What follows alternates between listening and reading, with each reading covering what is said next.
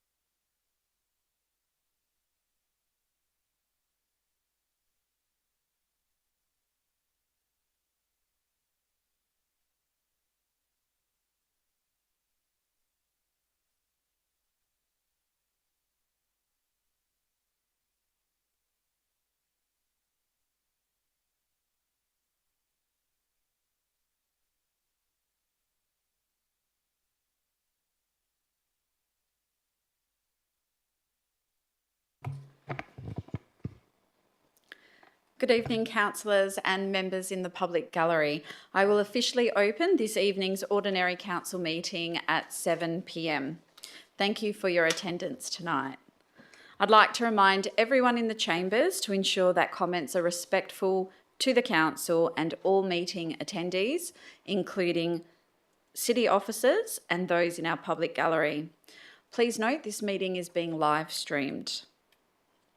I'd like to acknowledge the traditional custodians of the land on which we are meeting, the Whadjuk people of the Noongar Nation, and pay my respects to elders past, present and emerging. Item 3 is announcements from the presiding member, of which there are none. Item 4 is attendance. Councillor Ossowski is on a leave of absence, and Councillor Clark has indicated she will be arriving just a few minutes late, and all other councillors are present in the chamber this evening. Are there any councillors who would like to apply for a leave of absence? Councillor Palmer. Thank you, Madam Mayor. I'd like to have a leave of absence from the 2nd of November to the 13th of November. Inclusive? Inclusive, thank you. Thank you. The Deputy Mayor. Councillor Palmer, if you could turn off your microphone. Yeah, the 2nd of October until the 6th of October. Inclusive? Yes. Thank you. And Councillor Maleka? Thank you. Just the 30th of September, thank you. No problem. Do I have a mover and seconder? Move Councillor Johnson, seconded Councillor Latta. I'll put that to the vote. All those in favour? That is unanimous. Okay. Item 5, disclosures of interest. So Jeremy Edwards, our Chief Executive Officer, has declared a financial interest in item 14.1.1, Chief Executive Officer Performance Review 2023-2024, as he holds the position of CEO. And the report relates to his performance and remuneration. Jeremy Edwards will leave the room during consideration of this item. Brad Salentz, Acting Manager, Governance and Strategy, has declared an impartial interest in item 14.1.1, Chief Executive Officer Performance Review 2023-2024, as he was the author of the report and has an employment relationship with the Chief Executive Officer, reporting directly to that position. I'd like to declare an impartial interest in item 11.2, Councillor Palmer naming of reserve. Graham Pittaway and members of his family are known to me. It's an impartial interest and I'll be staying in the room. Councillors, do you have any interest to close? The Deputy Mayor. Item 11.1, the out-of-school hours care motion. It's an impartial. My kids attend the Maylands Peninsula Primary School, which is mentioned in the report. I will stay in the room. Thank you. Thank you. Councillor Maleka. Thank you. Yes, I have an impartiality interest to 11.2, Councillor Palmer naming of reserve. My mother lives next door to the home of Graham Pittaway, which is now occupied by his son currently. And you'll be staying in the room. Thank you. Councillor Clark. Thank you, Mayor. A number of conflicts to declare tonight. 10.1.3, the Walga item refers to both CATS and renewable energies in relation to state government advocacy, so I'll leave the room as I'm a candidate for the seat of Butler and also WA Labor President, just out of an abundance of caution, as I've previously done. 10.1.4 on the local planning strategy. My memory is that a number of us left the room previously. I'm looking to the CEO to confirm that. I'll go to the In terms of CEO. Bayswater Town Centre. Through you, Madam Mayor, I think that was the local planning strategy. This is a review of the town planning scheme, so different documents.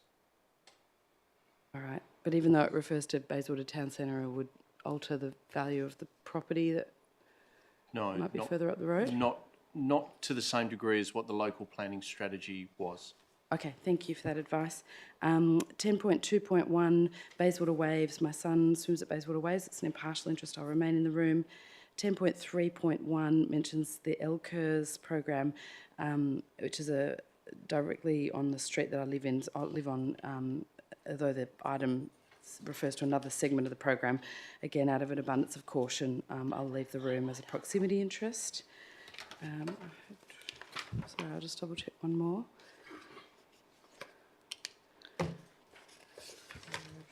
Sorry.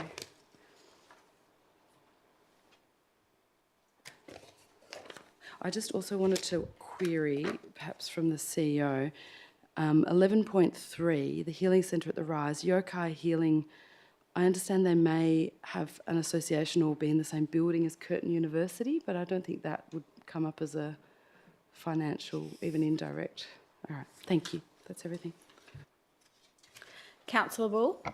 Thank you. Item 10.1.3, consideration of executive member motions, WALGA 2024 AGM. I'm the Labor pre-selected candidate for the seat of Maylands in the next state election. It's an impartiality interest, but given the risk in relation to apprehended bias, I'll leave the room. And item 11.1, Councillor Nat Latter, out of hours school care ground lease at Gibney Reserve. I am a management committee member of the Bayswater Childcare Association. It's an impartiality interest and I'll stay in the room. Thank you. Councillor Palmer. Councillor Ball, if you can turn off your microphone. Thank you, Madam Mayor. Just an impartial interest on 11.2, as I know the family in question, the Pittaway family and friends. Thank you, and that's impartial. And also the impartial interest on 11.1, the out-of-hours school care ground lease, as I'm chair of the Bayswater Childcare Centres. That's also impartial. Thank you. Thank you. Anyone else? Okay, so we'll now move on to item 6, public question time. So, members of the gallery, I'll first call for questions on items on this evening's agenda, and then I will open to questions on items not on the agenda. Please provide your name and suburb before you ask your question, and keep in mind that you are limited to 3 questions. So would anyone like to ask questions on an item on this evening's agenda? Please come forward. Just check, microphone is on. Thank you. My name is Michael Quigley. I live in Naranda. I've been a ratepayer of this city for over 50 years. I'd like to raise some questions, if I may, in regards to agenda item 11.3. I have already circulated to most councillors some notes I made, and I'm thankful for the acknowledgement of those from several councillors. My questions are these. Why are the ratepayers being asked to forego approximately 8.5 months of income revenue totalling $14,000 on the Ratepayers Rise facility by waiving that rental income in favour of an incorporated body which will benefit from that waiver and has reportedly received in 2023 by their annual report revenue totalling in excess of $377,000 for the 2023 financial years. It seems to me they have the capacity to handle the expenses on what I've seen. My second question is, I understand that the motion is for a trial healing and reconciliation program to be operated by this body, incorporated body, and I'm at a loss, I must say, Mayor and councillors, that there are already several existing and accredited Indigenous health service of long standing located and operating within close proximity to the city's boundaries, being at Mirrabooka, Midland, Mount Lawley, East Perth and Belmont. These services have been in long standing, well over 30 years, and they can be provided to all Aboriginal people or Indigenous people, and they are fully funded by both federal and state governments. I'd like that to be considered in your deliberations on this motion. My last question, question 3. The incorporated body does not seem to have any full-time employees. There are 4 directors. Under the Bringing Them Home report by Michael Dodson and Sir Ronald Wilson, there were 54 recommendations, 26% of which were focused on helping stolen generation children overcome the difficulties of reassembling their lives back into society. The question I ask is, and that is reasonable, I think, for ratepayers to ask, is what benefits will accrue to this city if 14,000 of rent income proposed by this motion is ceded to this incorporated body, and that $14,000 could be used and applied to defray the running costs, as I see it, of the ratepayers' owned facility at the Rise. Thank you. Thank you. So, Mr Quigley, I'll just go to the CEO to respond to your questions. Thank you. Yeah, through you, Madam Mayor, I think Mr Quigley's questions all relate to the item that Council will be considering this evening. And as you would be aware, Council will be deliberating on that further in the notice of motion sections. So the comments will be noted. I'm sure Council will take that on board when they make their decision. Thank you. Thank you. Would anyone else like to ask a question on an item on this evening's agenda? Does anyone have a question on an item not on the agenda? No? So, councillors, the city has received questions in writing from 2 ratepayers this evening. The questions and responses are listed in your run sheet and I will take those as read. The questions and responses are also available on the city's website and will be provided in the minutes for this meeting. I'll move on to item 7, confirmation of minutes. Do I have a mover and seconder to confirm the minutes for the ordinary council meeting of the 27th of August 2024? Move Councillor Palmer, seconded Councillor Latta. All those in favour? That's unanimous. Thank you. Okay, so item 8 is presentations. Councillors, does anyone have any petition to table?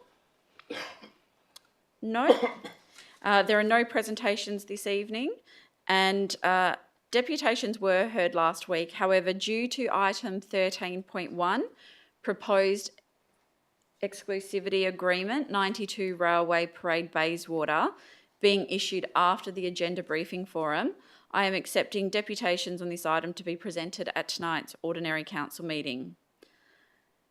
So, councillors, we have one in-person deputation on this item from Jason Willoughby from Willoughby Property. Before we hear his deputation, as this item is confidential, we will need to go behind closed doors, and once we've heard the deputation and councillors have had an opportunity to ask questions, we will reopen the doors. So just for those of you in the public gallery, we'll need to ask you to please leave for a few minutes while we hear this confidential deputation. Please feel free to wait outside and then we'll reopen the doors and you can come back in at that point in time.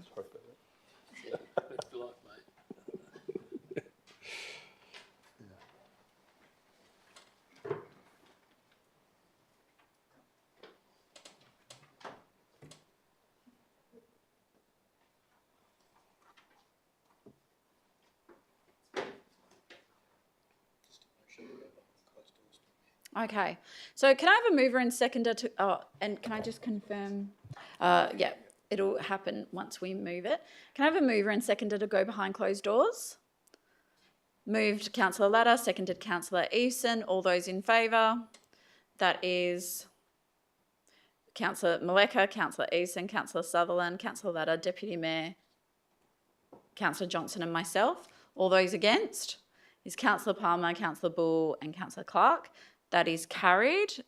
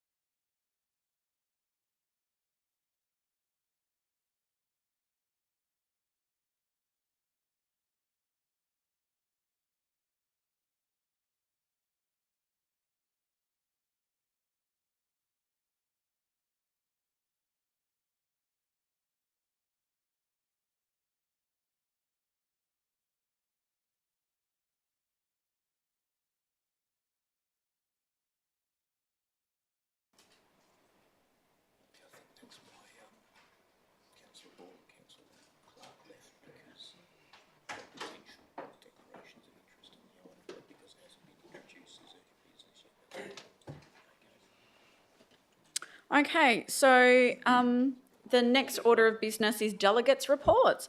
And we have one delegate report this evening, Councillor Palmer, item 8.4.1 Waste Resource Recovery Conference. Councillor Palmer, would you like to move this report? Thank you. Do I have a seconder? Councillor Johnson. Councillor Palmer, would you like to make any comments? Thank you, Madam Mayor. It's as read in the minutes in the agenda, so I'm happy to leave it like that. Thank you. Okay. Councillor Johnson, do you wish to speak to it? Oh, sure. Just thank Councillor Palmer for the detailed report back. It was really helpful. Okay. I'll put this straight to the vote. All those in favour? That is unanimous. Okay, so we now move on to item 9, method of dealing with agenda business. And pulling first this evening is Councillor Sutherland.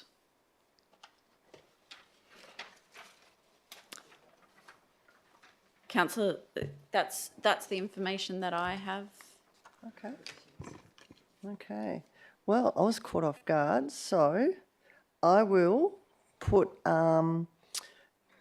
withdraw 10.1.1, proposed gating a pedestrian way, access way, and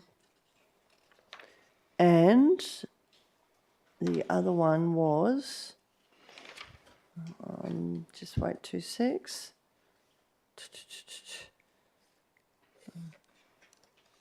I'm trying to look for it. Oh, just to make some comment on 10.3.2, tender, design and construction, Shelter Lightning Park. Thank you. Councillor Latta.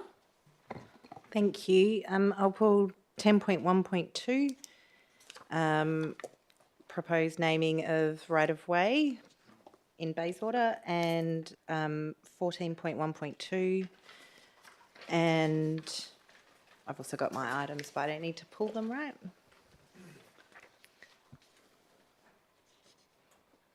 Deputy Mayor. Councillor Bull. Uh, 10.4.1.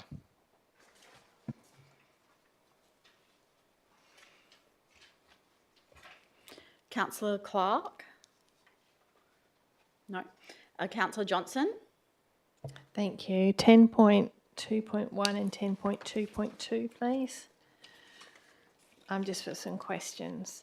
Sorry, 10.2.1 and 10.2.2? Yes, correct. Okay.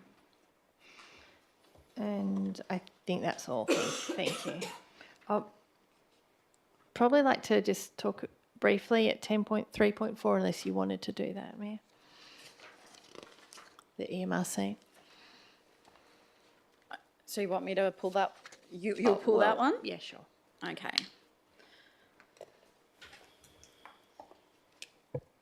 Councillor Maleka. Councillor Eason. Yeah, so just cross-checking what's been pulled. So that one's gone. 10.1.4, review of town planning scheme.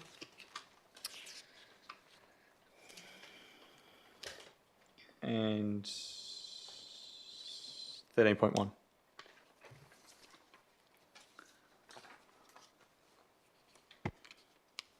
Councillor Palmer.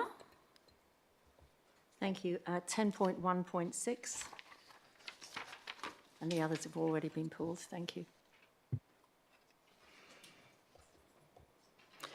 Was that the only one, Councillor Palmer? Okay. Sorry, can I just ask, did Councillor Ball pull 10.4.1? Yes, he did. Okay. All right, thank you, councillors. What we're suggesting is to bring forward Councillor Palmer's nom, which is item 11.2, given that there are members in the gallery here tonight specifically for that item. So can I have a mover and a seconder to bring this forward? Moved Councillor Palmer, seconded Councillor Eveson. All those in favour? That is unanimous. So we're now on to item 11.2, which is Councillor Palmer naming of reserve. Did you wish to read out the nom? Thank you, Madam Mayor. Yes. I'll read out from the beginning. Yep. Council endorses the name Pittaway Park for public advertising as a replacement for the existing informal name Maxwell Reserve for Reserve 33533 to Maxwell Avenue, Noranda. 2, the proposed name in Lim 1 above be advertised for public comment for a period of 30 days. 3, the outcomes of the consultation and investigations be presented to Council once complete. Thank you. I'll ask if there's a seconder. Councillor Eveson, Councillor Palmer. Thank you. I'm reading on behalf of the family tonight, as we have an Auslan interpreter. I feel privileged as a councillor to raise the following notice of motion. Mr. Graham Pittaway, OAM, was well respected in all the fabric of life, a normal gentleman with strong values who encouraged everyone to do their best for themselves and for others, whether they were junior sports people or club management. His time as councillor for the City of Bayswater was 13 years, and within that time held closely the EMRC and other important committees. Graham had a sharp wit, and though he spoke his mind on many occasions, his heart was always looking for the good in everyone. He founded the Mount Hawthorn Apex Club, a life member of the Speech and Hearing Centre for Deaf Children, the Deaf Society, the founder of Australian Deafness Council, and founder of Deafness Awareness Week. A life member of the Osborne Agricultural Society, which, as we know, is the Royal Show, et al. His baseball accolades were as T-ball coach for Morley Eagles, junior coach and manager, and inaugural president of our Morley Eagles board. The list goes on. His football accolades ranged from junior coach at Mount Hawthorn Football Club to vice president, and for Osborne Park Sunday League football for 9 years, to West Perth Football Club as President Westerners and Secretary Westerners. The list goes on, and I'm happy to give you copies of even more sports achievements. His time always involved family and friends and colleagues from work, church, colleges, schools. With his tireless work for his many associations to improve those with hard of hearing, being also the founder of the Catholic Deaf Association, provincial president of the Catenian Association, standing also as a candidate in the 1980 election, and being vice president of the Perth Division for 2 years.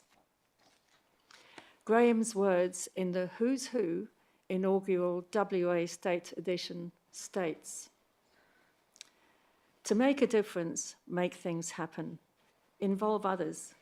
Give credit where it is due. Leadership is not about the position you have. It's about the influence you give others." Landgate has given the City of Bayswater guidance in naming Pittaway Park over and above Pittaway Reserve. The name, in honour of Graham Pittaway, OAM, has met all requirements of recognition, achievements, his long-term association in the area, strong family support, and his ongoing contributions to the community. Absolutely everything Graham has achieved has been for family and community. So it's with thanks and appreciation that I and others aspire to put forward the council endorsement to name the informal name of Maxwell Reserve to a formal and respected name of Pittaway Park for public comment for a period of 30 days, and the outcomes of this consultation and investigation be presented to council once complete. I'm happy to forward copies of Graham's Who's Who for those who want a good read. Thank you very much. Thank you. Councillor Eveson. Thanks, Councillor Palmer. From all accounts, Graham Pittaway OAM was a man with drive, tenacity, and wasn't shy of giving up his time for causes that he believed in to make things happen. These are admirable attributes and a demonstrated track record of getting things done. It's very fitting that Graham is remembered with a reserve within our city. Thank you. Thank you. Anyone else wish to speak on this item? Councillor Maleka. Thank you. I too am in favour of this motion, so thank you for bringing this to us, Councillor Palmer. As we heard in the deputations last week and also tonight, Mr Pittaway was generous of his time, invested a caring approach and went above and beyond to get things done. He networked, and his reach for issues that mattered to him and the community were widespread and stretched beyond the City of Bayswater borders. Having served a few terms on council, Maxwell Reserve is a fitting location to recognise the work of Mr Pittaway, and it is nearby the home he spent the last 20-ish years, I believe, and I see this as a wonderful legacy to honour him. Thank you. Anyone else wish to speak on this item? Councillor Johnson. Thank you. I did make a declaration of interest, but I did meet Mr Pittaway once when my kids were playing T-ball at Morley Eagles. I didn't think that met the threshold of impartiality interest, and also acknowledge some of the Pittaway boys played in the same T-ball team as my daughters for that season. And I do want to be clear, and with greatest respect, I'm not going to support this motion. My apologies. To be consistent with my previous position, and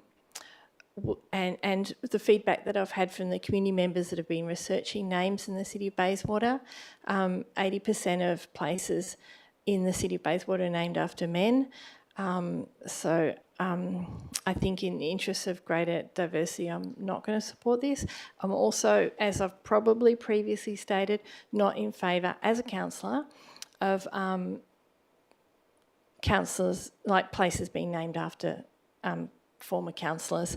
I certainly thank Councillor Palmer, my apologies, for the beautiful things that you had to say about Mr Pittaway, and acknowledge that he was recognised with the OAM. Thank you. Anyone else wish to speak on this item?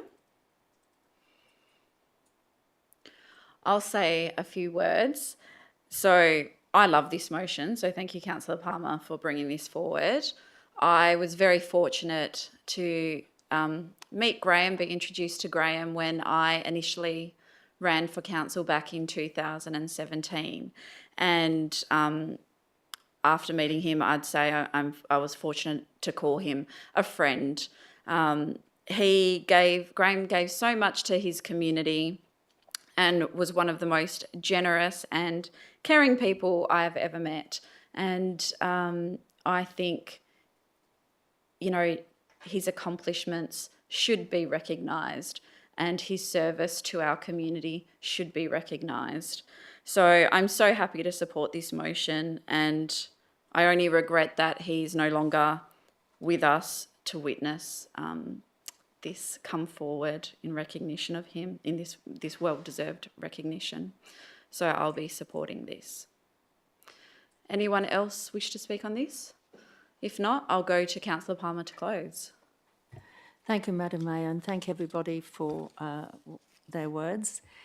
It is very fitting that truth is here, and I respect those words that we've heard today from everybody. I also feel that it may take 10 years, it may take 15 years, but there will be dual namings of most parks within the city and within Perth. It's the way the world is going. Even in Wales, everything is Welsh, but we still have names. So from that point of view, I'm really pleased that we're putting up Pittaway Park as a great name for the location where he was near living there. I also feel that the people within the area, some may not know of him, but if Landsgate have given their points of accomplishment for parks and namings, this is so fitting, and it's also given points against names, and everything has been a tick for Graham. So I'm very pleased that there's no lack of confidence with Landgate. They were happy, very happy indeed, when they were spoken to with regard to Pittaway Park. They gave us their honesty and their respect and their encouragement. So that from a government department was very fitting and well deserved, and Graham deserves that, and the family too deserved that. So I'm very pleased and I hope you all are encouraged to vote. Thank you. Thank you. I'll put this to the vote. All those in favour? That is Councillor Maleka, Councillor Eason, Councillor Palmer, Councillor Sutherland, Councillor Latta, Deputy Mayor, Councillor Bull, Councillor Clark and myself. All those against? Councillor Johnson. That is carried. So for those of you in the gallery, that has been adopted for advertising. Thank you. Okay, so that concludes the items that were subject to deputations and moved forward. So we'll now move to consideration of the reports in section 10, which have been withdrawn by councillors, with the first one being item 10.1.1, proposed gating of pedestrian access way between Lee Place and Widgie Road. Councillor Sutherland, I'll just remind you that there is a confidential attachment, so if you're going to refer to that, we'll have to go behind closed doors. Councillor Sutherland, are you moving the officer's recommendation? No. No? Okay. So do I have someone to move? Councillor Eason. Do I have a seconder? Councillor Maleka. Councillor Eason. Yeah, I can. You're moving the officer's recommendation? Yes, I am Yeah. moving the officer's recommendation. ahead. Sorry, yeah, sorry. Just throwing. So, it's out of your way. Whilst I understand that the gating pedestrian access way seems to be a quick way to stop people using it for antisocial activities and crime, I don't think it's the best way forward, and that's why I'm supporting the officer's recommendation tonight. This is reflected in the feedback that was received by the community during engagement on this, and it isn't definitive with the concerns that have been raised. Look, I completely agree that action must be taken, or needs to be taken, and we must address concerns with PAWs, which is why just 4 months ago I proposed a program to audit the 135 odd PAWs over time, starting with the ones the city had requests on, like this one. Ultimately, we to accept the responsibility for the conditions of these PAWs, plan out the works, budget officer time and resources, and do it properly. And doing it properly, I mean taking action to address elements of the PAWs that are seen to support antisocial behaviour and potentially prevent crime. Not elements of opinion, but elements that supported more broadly by evidence and stats, crime prevention through environmental design, or CEPTED. So I support the city's recommendation to address community's concerns for this PAW and plead to my fellow councillors, let's take this responsibility for these public spaces and let's take action as our community wants us to do. Thank you. Councillor Maleka. Thank you. And in similar vein to Councillor Eveson, I'm in support of the officer's recommendation. Look, I'm not convinced that gating the access way is the solution to prohibiting antisocial behaviour. As outlined in Limb 2, installation of solar lighting, and Limb 3, routine maintenance on the access way could be the way to go as an initial measure to deter loitering in that space and to reassess then how that goes. Gating requires resourcing from an already stretched area of the city. So in my opinion, if we continue to implement strategies from our community safety plan, that's the way that we should go to minimise criminal and antisocial activity across our city. Thank you. Anyone wish to speak against this item? Councillor Sutherland? Yeah. Look, I'm not supporting this officer's recommendation. We've had these come to council over my time as a councillor, and I've been consistent in supporting the closures. I find it really weird how we have some closed around there. For example, Fitzpatrick to Mayor Close is gated from, it opens about 7, 8 a.m. and closes at 10. I don't know why some can and some can't. I do agree that we need more lighting and better, better upkeep, because some of these do look bad. But we say that, but we don't do it. And I can go to at least 50 of them that just look so bad and dodgy. I actually don't think it's a problem to have security going around locking and unlocking, because then they know they get to see everything every day. They're right on the pulse of what's actually happening in the local area. I can't see how that is a problem. And for that reason, I can't support this. Thank you. Anyone wish to speak for the motion? Councillor Palmer. Thank you. I do feel that all this area has been completely beautifully designed to have these access ways to get to the main arterial roads for buses and shops and so forth. That design is, to me, perfection. So I feel that the actual laneways and PAWs are very essential. We can't man everybody and look at every little, nanny state problem that we have. And I think people do enjoy the fact that they can actually use those to walk through with prams and cycles and scooters now. And I feel that we will go step by step and improve them and prune them, give more lighting. Step by step we'll get there, but I think it's a great design. So I'm happy to recommend the officers with our fellow councillors. Thank you. Thank you. Anyone wish to speak against? Anyone for? I'll go to the mover to close. Yeah, probably just short. Look, I do agree that there has been gating done on other PAWs across the city, and there has been some difficulties and actually gates removed from other locations. So, as I mentioned, definitely want to take action on this, but I'm just not convinced that gating is the way forward, and hence supporting the officer's recommendation on this one. Thank you. Okay, I'll put it to the vote. All those in favour of the officer's recommendation? Councillor Maleka, Councillor Eason, Councillor Palmer, Councillor Ladder, Deputy Mayor, Councillor Bull, Councillor Clark, Councillor Johnson and myself. All those against? Councillor Sutherland. That is carried. The next item that's been pulled is 10.1.2, proposed naming of row bordered by Guildford Road, Milne Street, Neville Street and Robert Street, Bayswater. Councillor Ladder, you've pulled this. Are you moving the officer's you've got an amendment? Correct. You're moving your amendment? Okay, councillors, it's on the screen. The amended recommendation, amended motion. Do I have a seconder? Councillor Johnson, Councillor Ladder. I'll just remind you that there is a confidential attachment, so if you need to refer to that, we'll have to go behind closed doors. I can refer to it generally though, yeah? In terms Confidential attachment. I can refer generally to the feedback we got in consultation. So I'm just going to ask the acting manager of governance to...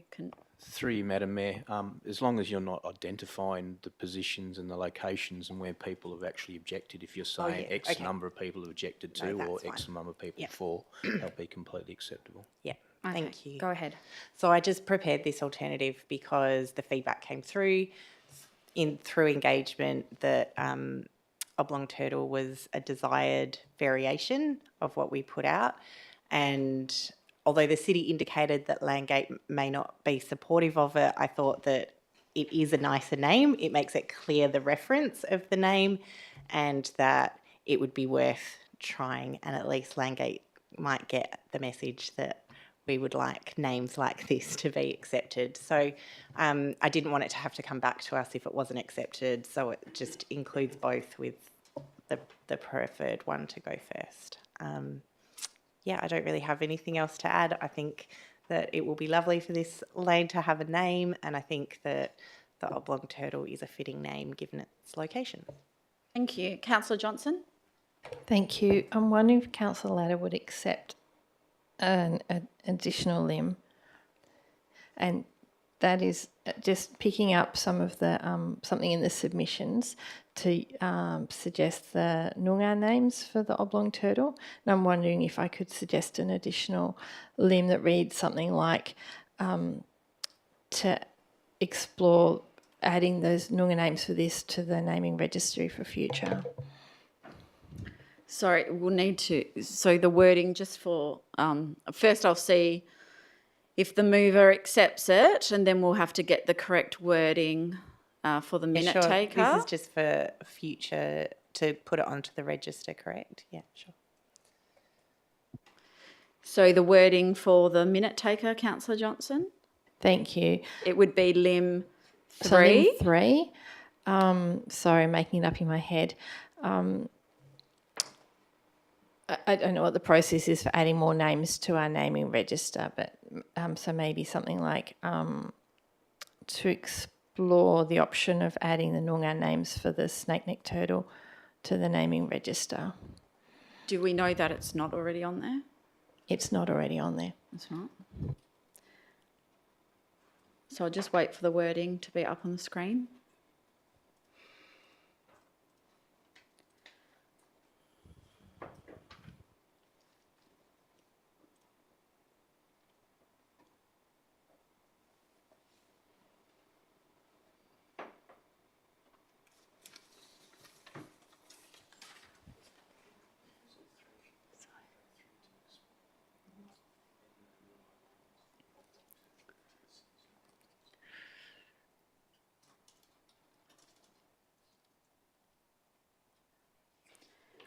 Can I?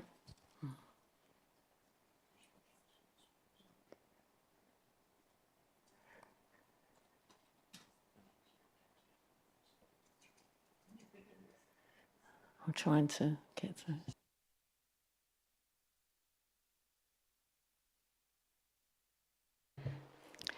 So if I can just mention while it's being drafted, Noongar names are listed in the feedback that we've got, but we just need to check they're correct, I guess. It's Yakin or Boy listed there in the report. Councillor Johnson, would you mind just confirming the wording on limb 3, if that's what you're moving? Thank you, yes. Okay. All right, so that's now part of the substantive motion. Councillor Palmer, you wish Thank to you. speak? It was first. Oh, sorry. I thought you. My apologies. If I could speak to that as seconder, please. Thank you for doing that. The feedback from the community around this was fantastic, and I loved all the comments from everyone. I want to thank Councillor Ladder for picking up in the comments. There was a bit of confusion about oblong. I share that confusion. It's a bit obtuse, maybe. Oblong turtle was great. I mean, maybe it's a long name for a short. It's not that short, actually, the lane. And we do have long names. We have King William Street and Grant Promenade, so it's not too bad. I think it's a more clear what the intention is. In the process, I'm disappointed that Beryl Lane or Beryl Singleton was not able to be recognised in this. We did hear a deputation from Wilma Mottram talking about Beryl Singleton's particular contribution in the context of the contribution of women and not being recognised in the naming of our city places. Councillor, thank you. Councillors did adopt including that in our naming register, and I think that has a lot more weight than names of other things like we've heard already in a report that Maxwell Reserve, we don't know, or Maxwell, sorry, as a street, we don't have a lot of history on the background of that. We had so much history on Beryl Lane, or Beryl being included, so I'm so disappointed in the process that wasn't able to be included in this. The community volunteers have done so much work around pulling out women's names in particular, but just calling out the really poor names that we have in general across the city, and there's historical reasons and context for that. But they certainly did say that we just don't know the history of them. The community volunteers can't get access to that material. When they did, they've had to pay money for it. They can't make that information public because it's owned by Landgate, even though all this information is compiled from the community. The whole process around Landgate naming is a real schmozzle, very, very disappointing. But the feedback on Oblong Turtle Lane for this one is a good one, so thank you. Thank you. Councillor Palmer. Thank you. It's just a question, if anyone can help me. I thought that the dual naming process actually went first of all through the Southwest Land Council and so forth, those land councils, before we can actually put a Noongar name on a board. I think it has to go through the land councils. Am I right? So that's the question. I will go to the manager.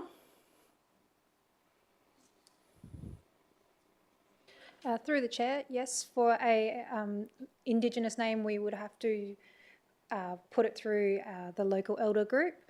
In this case, though, if you would have just put it on the city's naming register, we don't need their permission to put it on the register. We would go through that process when we go through a specific naming process. Did you wish to speak on the item, Councillor Palmer? I think it's a great idea, Oblong Turtle Lane. Oblong Lane does sound rather long, and giving it's correct, and it's for the Oblong Turtle that we did it. I think that's a great amendment. Thank you. Alternative motion, yeah. Anyone wish to speak against? Anyone for? If not, I'll go the mover. Okay, Sorry. Deputy Mayor. Just clarifying, so when we went to community consultation, we went with Oblong Lane, just so I know. I'll go to the manager to respond.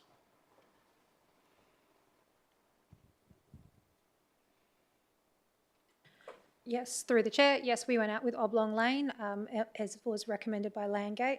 However, as Councillor Ladden has noted, a number of submissions came back requesting clarification about Oblong and why it wasn't Oblong Turtle. Thank you. Okay, I'll go to the mover to close. Don't think I really have anything to add to it. I think Oblong Lane is a fine name if that's what it ends up being, although not really as clear as to its origins as Oblong Turtle Lane. So that's the preference. Thanks. Okay, I'll now put this to the vote. All those in favour?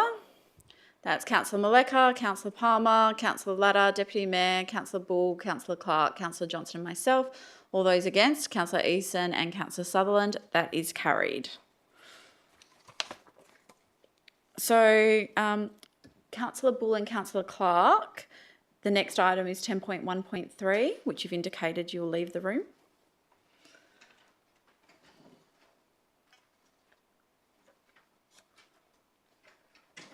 Okay, so this is 10.1.3, consideration of executive and member motions, WALGA 2024 AGM. Nobody's pulled this. Do I have a mover and a seconder? Move Councillor Palmer, seconded Councillor Johnson. Councillor Palmer, anything? No, I'm just pleased we have got some motions. They may have come in late, but I'm pleased we've got them there. Shows a bit of backbone from the City of Bayswater. Thank you. Councillor Johnson? Thank you. Looking forward to voting on these at the WALGA AGM. I note that there's a combined motion there about the CAT Act from the Shires of Esperance and Dardanup. I've had some representations made to me that some of the factual background on those items is not quite accurate, but the general intent of the motions is to support a hurry-up review to the state government. So that will be good. And just note the comment on one of the ones about the regional, because we do get a lot of motions that come up about regional issues at the AGM. It says that we're supporting these, even though they may not impact us, because we're supporting general sector advocacy, and I certainly hope that regional local governments feel that same way when we put motions up as well. Thank you. Anyone wish to speak against? Anyone for? Deputy Mayor. Thank you. Look, I just want to highlight and compliment the town of Bassendean for the two motions with regards to countering land banking, and the second one with regards to empty shops. long-term empty shops, and we in the city of Bayswater, we are very familiar with both of those issues. And as we discussed them in many occasions, and I personally, since I came on council, I was trying to find ways how we can deal with empty shops and how we can encourage, but also push those landowners that actually, from what I understand, for tax purposes, it's better for them to actually sit on those empty shops, and we have them everywhere. We have them in Maylands, in Morley, at Meltham, those two shops. So I'm very happy that it's coming to Welga, and we do need the state government to allow us to consider those issues. And currently we are restricted when it comes to the rating system, specifically with regards to empty shops. So I'm looking forward to hearing the state government finally doing something with this issue that really bothers a lot of our ratepayers and impacts the activation of our town centres. Thank you. Anyone wish to speak against? Anyone for? Councillor Latta? Yeah, I just want to echo that. I think that I saw this motion get passed by Town of Bassendean, and I thought it was very interesting around the expansion of differential rating to include long-term unoccupied commercial buildings. I think that's something that we have touched on. We know that we don't have the ability to do that, but I think it's a really interesting exploration, and I look forward to seeing what happens with it. Thank you. Anyone wish to speak against? Yeah, I don't agree for advocacy on this, because property activation levy is always more money, and people don't leave their blocks or properties empty or for reasons just to leave it there. There's often lots of other reasons. It's always economic, and this is just getting too close to telling people what to do with private land. Advocacy for the other one too, 7.2, counter land banking. No. Anyone wish to speak for? Anyone wish to speak against? I'll go to the mover to close. Thank you, Madam Mayor. I'll give you an example of land banking in, I think it's Wolsey Road, just off McGilvray. And I think we've got an acre of land that is sitting there looking at us, desolate desert. And we have to drive by, all the neighbours have to look at that night and day. Nothing's happened with it. It's owned by a superannuation company, and they're not doing anything. That's land banking. So it does hurt the community. And I actually support Walga, and I think we need to support Walga and get more involved so that they are the voice of local government. And this AGM, we need to have the strength to speak up, talk to them, and if we don't like the regional voting system, we tell them. We've got 60 to 70,000 people in the city of Bayswater, and yet we've got a minimal vote. It's ridiculous. So I'm hoping that that's taken on board somewhere along the line. Maybe not at this AGM, but in the back of their heads, that they keep that going.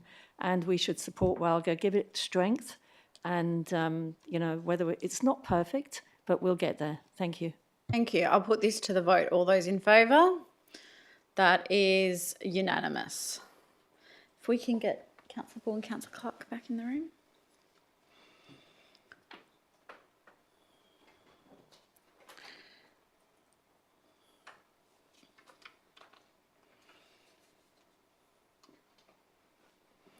Councillors, for your information, item 10.1.3 was adopted unanimously. So we now move on to 10.1.4, review of town planning scheme number 24. Councillor Eveson, you've pulled this. Are you moving officer's recommendation? Yes, please. Do I have a seconder? Councillor Palmer, Councillor Eveson. Just find my notes, sorry, 2 seconds. 4, okay, cool. Look, I was delighted to see this item in the agenda, and I thank the officers for their time and efforts to complete the review and provide council with a recommendation for determination of resolution tonight. Review of TPS 24 has been a long time coming. In fact, this year is the 20th anniversary of TPS 24 being gazetted. Put simply, this review can't come quickly enough, and I'm comfortable a new planning scheme is required. The time is now for the City of Bayswater. Metronet is on the cusp of connecting us with the broader Eastern Corridor, And despite the challenging financial conditions, cost of living, inflation, and all the rest, we're seeing green shoots of activity all across our city. Hell, we're even inching closer to Galleria finally getting refurbished. So I encourage councillors to support the officer's recommendation, and let's get going on TPS on the review of the planning scheme. Thank you. Councillor Palmer. Thank you. Yes, I do support our director and congratulations. Very active. And also we need to look at, accommodation similar to what's happening with the City of Stirling, and where they can actually zone areas for short-term accommodation and so forth. And this is the great plan that the city is endorsing in getting this moving, Airbnb and short-term accommodation, which is killing our residents in a way. It's sort of interrupting. Once we get those zones in place, just like we have here, it'll be much easier for existing residents and for future income from holidaymakers. Thank you. Thank you. Anyone wish to speak against? Anyone wish to speak for? If not, I'll put it straight to the vote. All those in favour? That's unanimous. The next item is 10.1.5, periodic review of local laws. Nobody's pulled this, but it requires an absolute majority. So can I have a mover and seconder? Moved Councillor Bull, seconded Councillor Johnson. Councillor Bull, anything? Councillor Johnson? I'll put this straight to the vote. All those in favour? That's unanimous. The next item is 10.1.6, appointment of elected member to Local Emergency Management Committee. Councillor Palmer, you've pulled this one. Are you moving? Thank you. I'd like to move it and put myself in the chair. Do I have a seconder? Councillor Latta. Councillor, we'll just get it up on the screen, Councillor Palmer. Thank you. Councillor Palmer, did you wish to speak to it? Just very briefly, that I've been very lucky and feel very honoured that I've been part of that committee. It's a very exciting committee, lots of scrambled egg there, but great plans of what's actually happening in the city during fire time and storm time and so forth. It is a very interesting committee, and I'm free during the day to do it, which I do respect that most of our councillors, as normal, have full-time jobs and teaching, etc. So I'm happy to do that. Thank you. Thank you. Councillor Latta, wish to add anything? Oh, no, just to say that I'm happy that Sally is able to do it. The members noted that there was only one councillor and not two, and it would be great to fill that position so that they know how much we value that committee and their work. So, yeah. Thank you. Anyone wish to speak against? Anyone wish to speak for? I'll put it straight to the vote then. All those in favour? That's unanimous. The next item is 10.2.1, financial report for the period ended 31 August 2024. Councillor Johnson, you've got a query on this first, I believe. Yeah, thank you. I'm happy to move the officer's recommendation. Okay, I'll just see if there's a seconder. Seconded, Councillor Bull. Councillor Johnson, go ahead. Thank you. I noticed that I'm looking at the financials. It's obviously only 2 months. I assume most of the variances are timing differences, but I'm just wondering why tree planting is $145,000 below budget, please. Thank you. I'll go to the director to respond. Through the chair, it's probably most likely to do with timing of payments and invoices coming in, because we use contractors to do much of that work. Okay, can I ask a follow-up, please? Go ahead. Thank you. So just to clarify, so is the tree program, the winter tree planting program on track?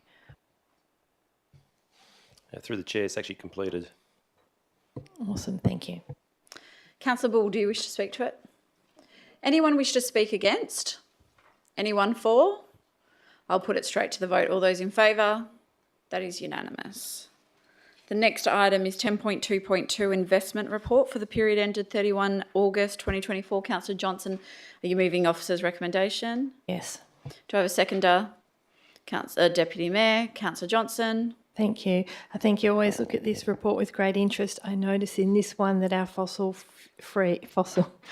Fossil free, I'll never get this right. Investments are at our lowest level at 13%. I think our returns are healthy, and I'm just hoping that, I don't know if we need to review our investment policy around that, or I think that's, I'll just make that as a statement. Thank you. Deputy Mayor. Anyone wish to speak against? Anyone for? I'll put it straight to the vote. All those in favour? That is unanimous. Okay, so the next item is 10.3.1. Councillor Clark, you have indicated it's the tender proposed asphalt treatment and associated works. You've indicated you're leaving the room.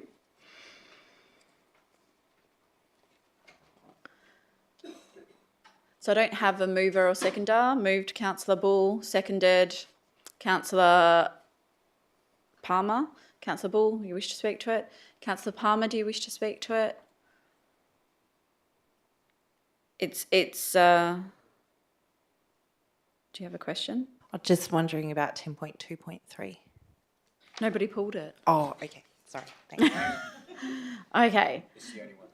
So I know everything else has been pulled. Okay. So we are on 10.3.1, tender number 7, proposed asphalt treatment and associated works. Anyone wish to speak on this item? If not, I'll put it straight to the vote. All those in favour? That's unanimous.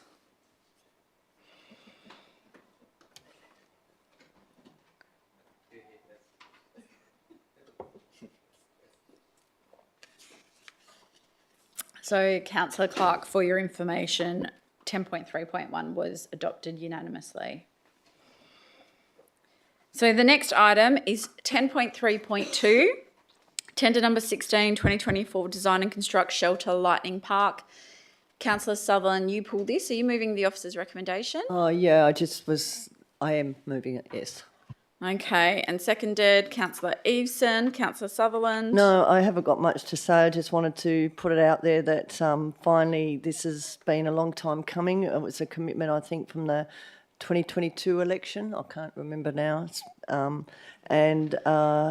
It's going to be well received, because it can be a bit dicey there both in summer and winter because there's no shelter. So I can't wait for it to happen.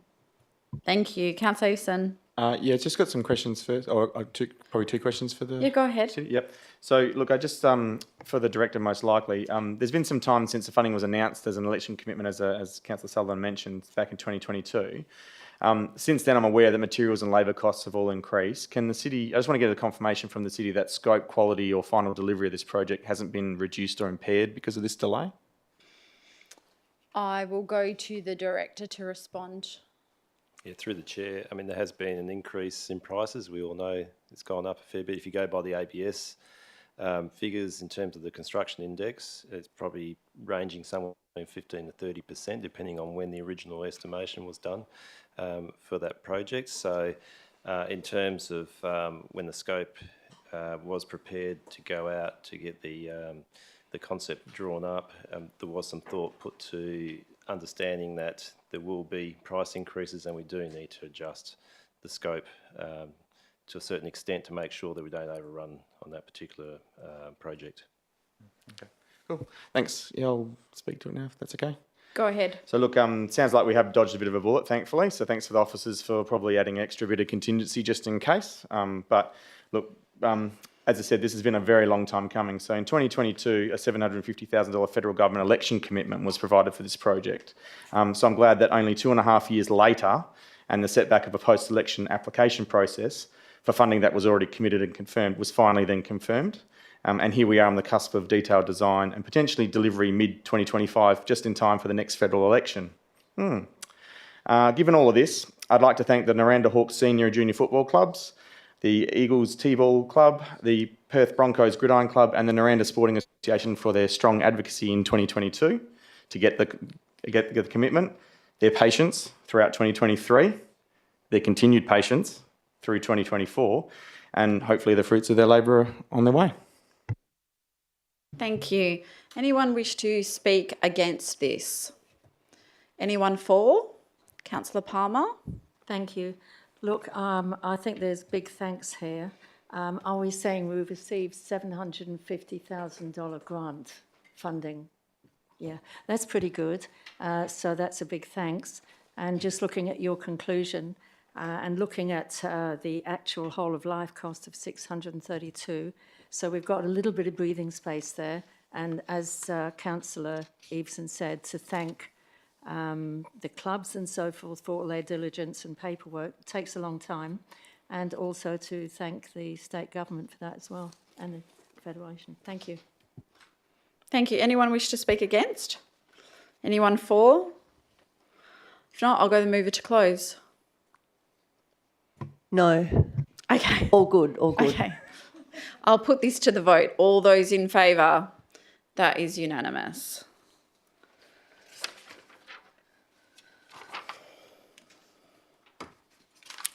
So, councillors, the next item is 10.3.3, Maylands Lakes Irrigation System Modifications.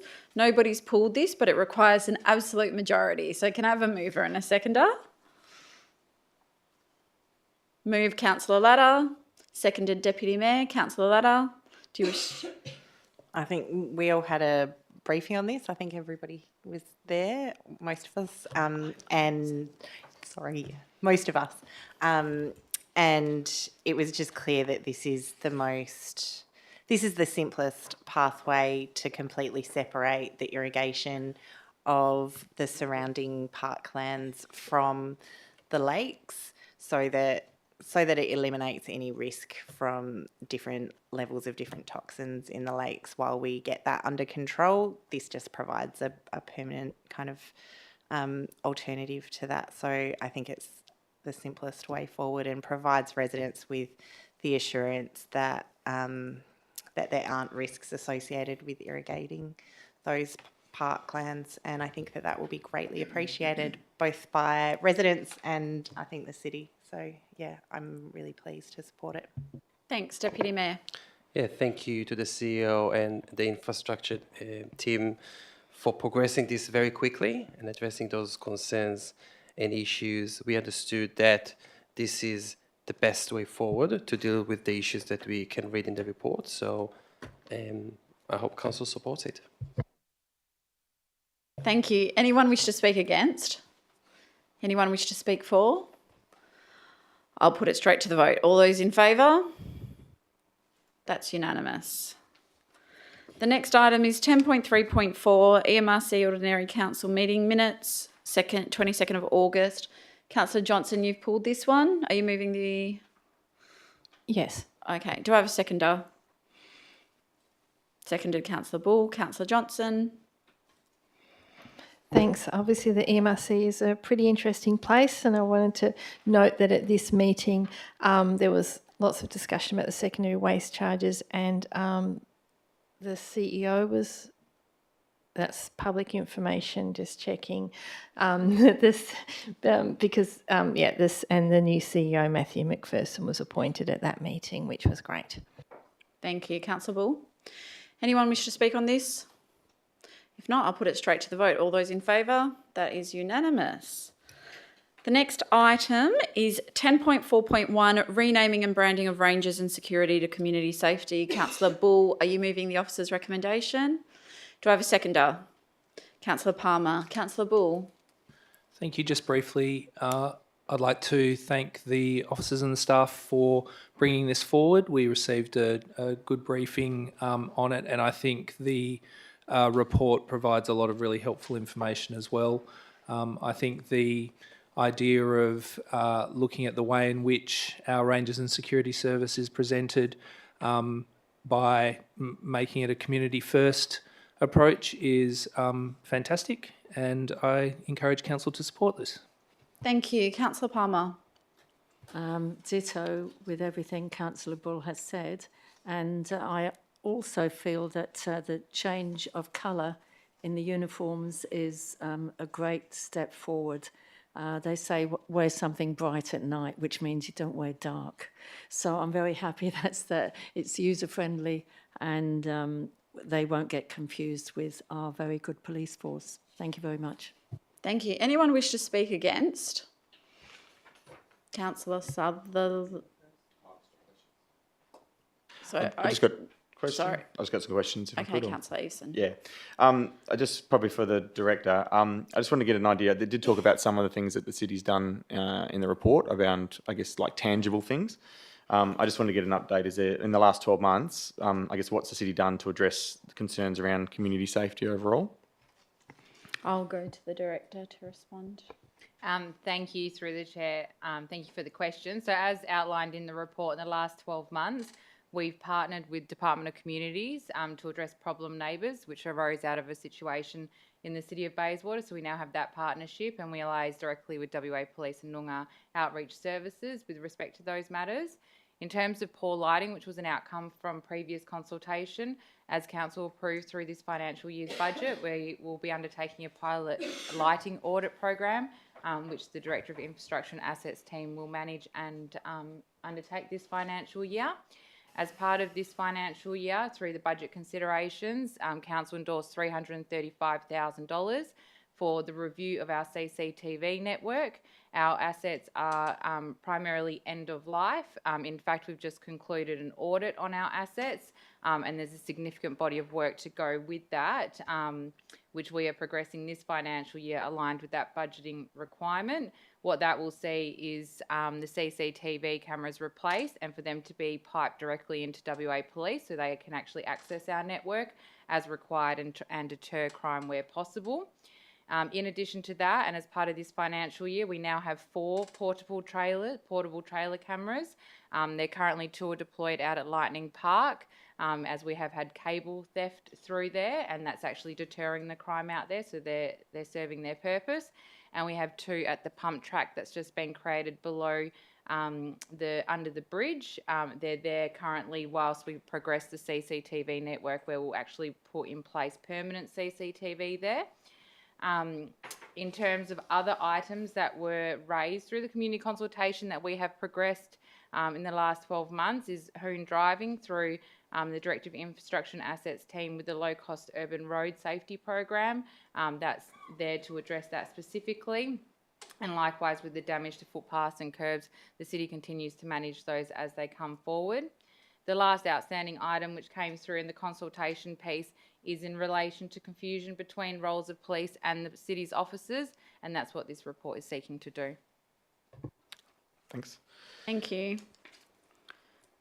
Do No, you that wish was to probably speak just to it. Yeah. One more question. Sorry. Okay. Was there any additional cost? So, with what's proposed, is there any additional cost in the current endorsed budget? Thank you, through the chair. Through this financial year, there's no additional costs. We anticipate livery changes as part of vehicles will cost in the order of $3,000 to $4,000, but that could potentially be absorbed through the current budget through our enforcement fines and how we're tracking currently. And then in future years, we will consider the uniform. We currently budget around $20,000 per annum for uniforms because they're interchangeable throughout the year and there's wear and tear associated with them. So we can either look at how it's incorporated within those budgets or look at a smoothing mechanism over multiple years. Thanks.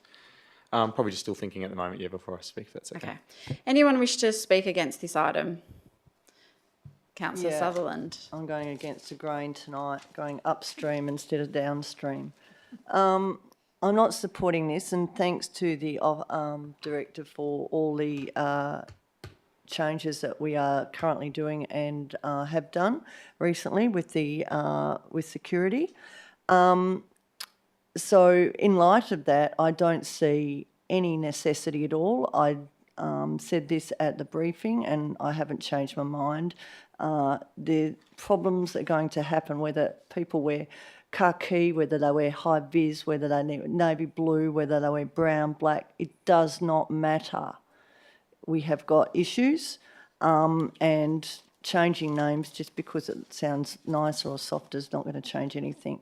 To me, it's just a waste of money. And the other thing, we have a long history of the word rangers in this council. We were one of the first councils to introduce the rangers. So we do have that historical link to that word. No, can't agree with this. Thanks. Thank you. Anyone wish to speak for? Anyone wish to speak against? Councillor Maleka? I'm still thinking on this as well. However, in my view, I just feel like community safety is not as clear and that it doesn't quite encompass the work of both rangers and security. So in my view, it just feels a little bit vague. So I'm still toying with the idea. Thanks. Thank you. Anyone else wish to speak for? Anyone against? If not, I will go to the mover to close. Thank you, and thanks for the various feedback and queries. That was good. Thanks, Councillor Eveson. Particularly, the report actually provides the reason why the colour and name changes matter, and it kind of speaks for itself. But the thing that really jumps out to me around those things is that it says that this process of rebranding represents a strategic shift forward towards a more community-focused and collaborative service delivery model focused on providing education to gain compliance in the first instance, which we know that despite Councillor Sutherland's concerns, that is the feedback that we get, that our community does want education to gain compliance in the first instance. And so I'm hopeful that these changes will result in more behavioural change where necessary, but in a way that is more collaborative and in a way that people understand that we're trying to work with the community. Thank you. I'll put this to the vote. All those in favour? That's Councillor Eveson, Councillor Palmer, Councillor Latta, Deputy Mayor, Councillor Bull, Councillor Clark, Councillor Johnson. All those against? Councillor Maleka, Councillor Sutherland and myself. That is carried. Okay, so now we'll move to adopt the remaining one item in section 10 en bloc. Can I have a mover and seconder? Moved Councillor Johnson, seconded Councillor Bull. All those in favour? That's unanimous. Okay, so we'll now move on to notices of motion, with the first one being 11.1, Councillor Latta, out of hours school care ground lease at Gibney Reserve. And councillors, an addendum was issued to this item earlier in the week and you've all been provided with it.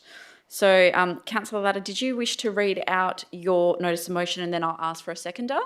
Sure. That council supports in principle a ground lease at Gibney Reserve, 34 Meafin Street, Maylands, in either location 1 or location 2 identified in this report and not encroaching on the playing fields, to enable an out of school hours care and any additional analogous services to be provided.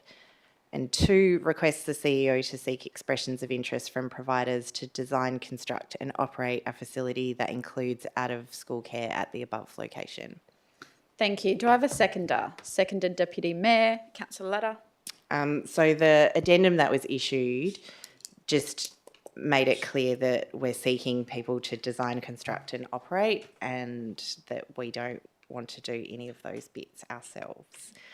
The lack of out-of-school care places is a problem that greatly affects Maylands residents in particular, as the deputation by Star Giannetti showed. The national average of out-of-school hours care coverage is 37% of students at a school, but at the local school in Maylands it's only 6%. It is the most underserviced school in our district. I've heard from residents whose children have graduated high school that this was a problem for them too, but as the school population grows, so does the challenge. And as the local population grows, so does the challenge. So it's clear that residents are looking to council to assist in a solution, and this is a pathway for us to do that without incurring big costs ourselves or impacting the other community spaces we provide. The barriers to achieving an on-site solution at the school seem insurmountable, and residents want a solution. I continue to get messages from residents on this issue over the course of this year, and some of the deputations may have given you an indication of the kind of messages I've been receiving. I even had in the last week a local architect offer to draw up some concepts for it pro bono if that would help, because his family too is affected by the lack of care places and people are willing to do whatever is required to make this happen. It's a very collaborative community in Maylands. As families are more and more constrained by cost of living in this economic climate, the impact is even greater when one parent can't return to the workforce or can only return part-time just because they cannot secure out-of-school care for their child. And of course, we know that overwhelmingly it is women that are most affected by this. So this is both a cost of living and a gender equity issue. This solution that I'm proposing doesn't detract from our other work or facilities, but makes good use of underutilised land while not impacting the primary use of the reserve. I understand that the area for option 2 will be, for location 2, will be adjusted in accordance with LIM 1, which states that any facility will not encroach on the playing fields, and others can get clarification from the city on that point if they wish. I have been contacted by 3 providers who do not currently service the school in the last week, including at least one who's interested in a demountable construction, and I've forwarded all of those to the city so they can be informed about any subsequent EOI process. So I think just in terms of this first test of interest, there has been a lot. So this could provide a really viable pathway forward. If council provides in-principle support, the EOI process will help us understand the timeline, the possible arrangements with the city, the number of out-of-school care places that could be provided at the site, and whether any additional services such as childcare would need to or could be provided in order to make it viable for a provider. Based on the interest already expressed to me by providers, if council can support this motion and this process, Maylands families can have some real hope that a solution is in sight. Thank you. Deputy Mayor. Thank you, Councillor Leder, for bringing this option forward. So this is, Councillors, not a new issue. If you recall, 3 years ago and last year, I moved 2 motions on this issue, trying to resolve it, and Council did not support them. So we are here back trying to consider a different option, hoping to resolve this issue for good. When the previous discussions did not resolve in any decision to support something, no other solutions were provided. I would like to remind councillors about that. So we do have an option here that can actually be a path forward. We can't leave this ongoing issue unresolved. The council is, as you know, promoting more urban infill in all areas around the city, and specifically in Maylands and Bayswater. And I do believe that we do have some responsibility as councillors to listen to concerns being raised by residents about ongoing gaps in essential services like out-of-school hours care for parents, and consider options how we can actually help resolving those issues, if it is through the town planning scheme or it's through those kind of options, and we can help. And as was mentioned, the impact is on all parents, but the biggest impact is on mothers. And as you know, and I declared it, my kids attend a school, and I constantly being approached by parents, and specifically mothers, asking me what is being done by the city to deal with this issue, especially in light of previous solutions were not supported. And I am hopeful that this will result in something that will find resolution for this issue, so we can actually address it, because it does impact the daily lives of parents and their kids. Thank you. Thank you. Anyone wish to speak against? Anyone wish to speak for?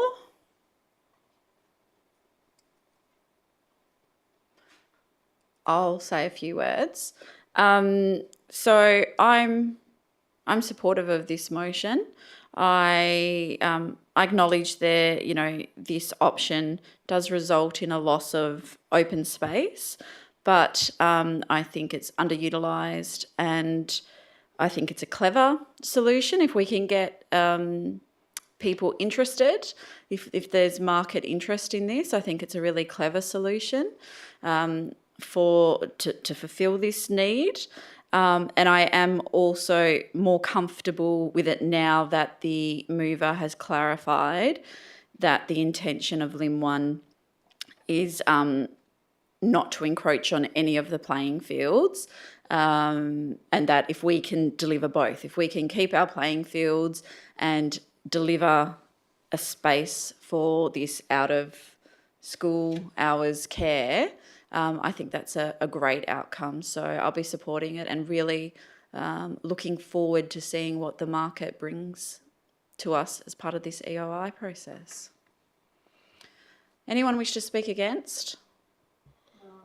Just got comments to make. I get that. I think it is a good proposal. But again, I don't understand that this is an issue, education issue. It's a state school. And it's not for the councillors to answer, but why the school can't get the government to listen or the state education system department to listen to. We all have, all the councils around Perth, not just here, we have to have infills, so we've got more demand on our primary schools and high schools. So in my opinion, it's up to governments to sort this out. And because we're the lowest, rung on the ladder, people do come to the councillors because we're easily accessible. So I just wanted to comment on that. And it's not just here, it's all over, probably all over Australia, actually. Thank you. Anyone else wish to speak on this? Councillor Eason? Yeah, just got some 2 questions. Hopefully, maybe the city can respond to the first one. I'm not really sure, but who is it ultimately accountable or responsible to provide out of school care for schools, for children going to schools?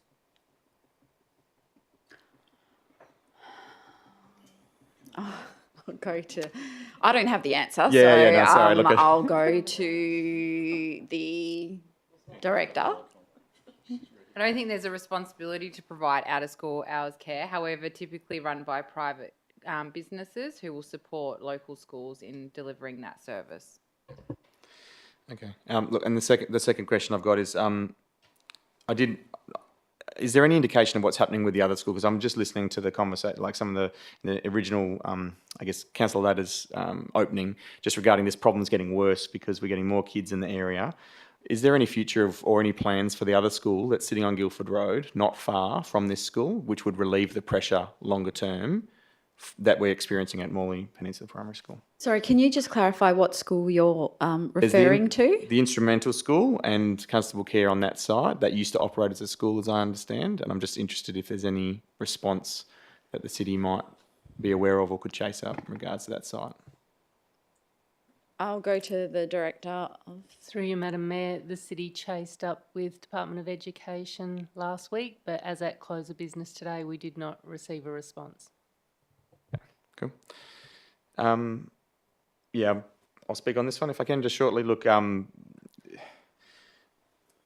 find the notes for it. So, as I mentioned, look, I'm supportive of this one, and it's an issue. I've got kids and out of school hours care is a part of our family life at home. So, we wouldn't function without it. One of us would not be back at work or would have to go part-time to enable kids to go to school and to get them to and from, and we do our best. So, look, I completely understand. And similar to, the Mayor's, this is a smart solution.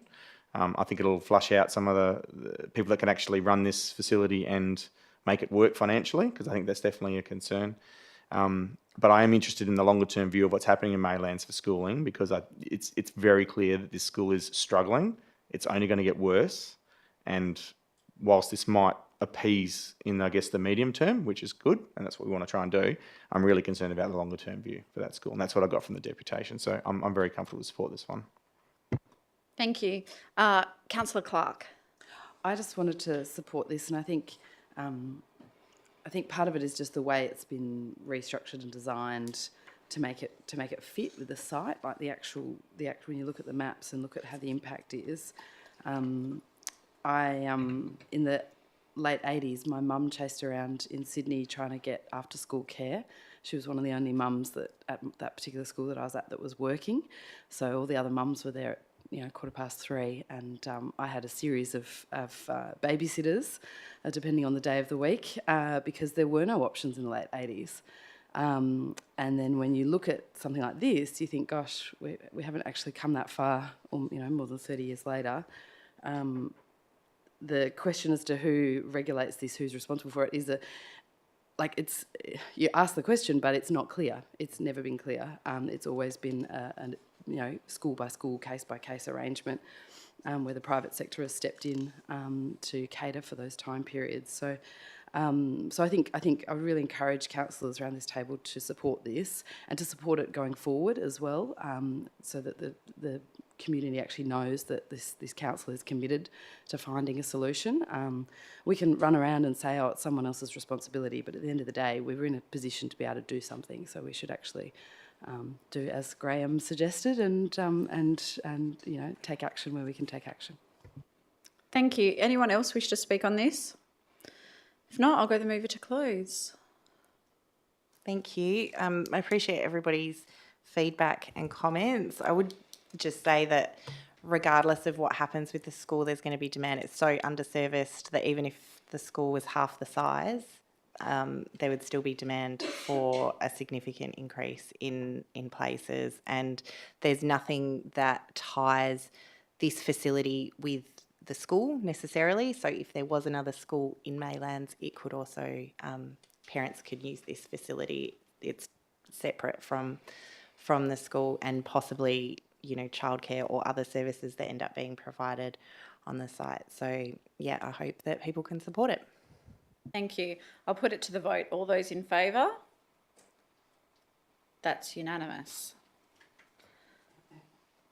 Okay, so the next one is 11.3, Councillor Ladder, Healing Centre at the Rise. Would you like to read out your notice of motion and then I'll ask for a seconder? Sure. The council approves the fee waiver of up to $13,985 for the financial year 24-25 to West Australian Stolen Generations Aboriginal Corporation trading as Yokai Healing Our Spirit towards the facility hire fees of the community hall at the Rise for a healing centre on Thursdays between 12 and 4 p.m. Thank you. Do I have a seconder? Seconded, Councillor Johnson. Councillor Ladder. Thank you. A healing centre on Noongar country is a project that's been in the works for decades, led by WA's Stolen Generations Aboriginal Corporation in conjunction with organisations like Bring Them Home WA and the Healing Foundation. The model for healing centres is tested across the country, but this will be the first on Noongar Budja. There is no organisation that is better placed to run peer-to-peer support programs to promote healing for stolen generation survivors and their families than an organisation that is composed of stolen generation survivors and their families. The kinds of activities that form part of the program will undoubtedly be varied, but include things like art workshops, sharing culture and stories, and much more. To respond to some of the claims raised earlier, a healing centre is explicitly not a health centre. This would be a small foray into a healing centre overseen by Yokai, which is the operational arm of Western Australian Stolen Generations Aboriginal Corporation. They have noted that they have experience in the collective healing model, which forms the basis for a healing centre. And in this model, there is a broader scope to consider who does the healing and who the healing is for, and therefore create an opportunity to reduce the need for one-on-one service. They see growth in the community's capacity to be empowered to deliver its own healing for themselves and their families, and this approach to healing aligns more closely to an Aboriginal worldview of health and community connectedness. This is a facility that was available during these times. It's not currently being used, so it's not actually us missing out on $13,985, but that's merely I suppose the value of that. Yeah, I think that this is a really important and significant project. It would be the first on Noongar country, and it is Yokai's ultimate aim to have a long-term facility of their own, but this is an opportunity for them to get the project up and running and give a really excellent purpose to one of our available facilities and city support for an organisation that we partner with on many other things to further our own reconciliation goals.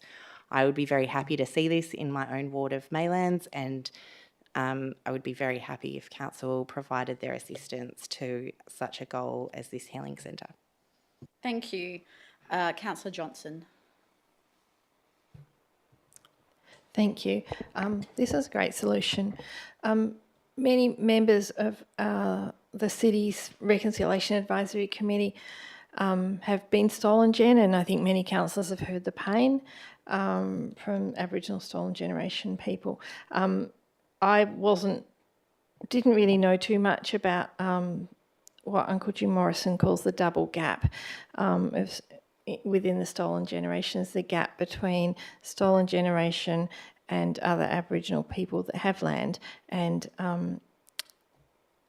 non-Aboriginal people. So it's a huge gap. Literally a huge gap, but also something where there's so much work to be required. And it was really privileged to hear from stolen gen members of our Reconciliation Advisory Committee, the current one and previous committees as well. It's really fantastic that a location was able to be found, and I think we should be really proud to be able to host this healing centre as a trial, as we are also proud to host other organisations in our facilities as well on a similar fee waiver basis. This is really exciting, and I hope it's supported. Thank you. Anyone wish to speak against? Councillor Sutherland? Yeah. I'm not supporting this. I think this organisation is well funded. I jumped on the net and I saw they get money from BHP, West Farmers, Lotteries West, etc., etc.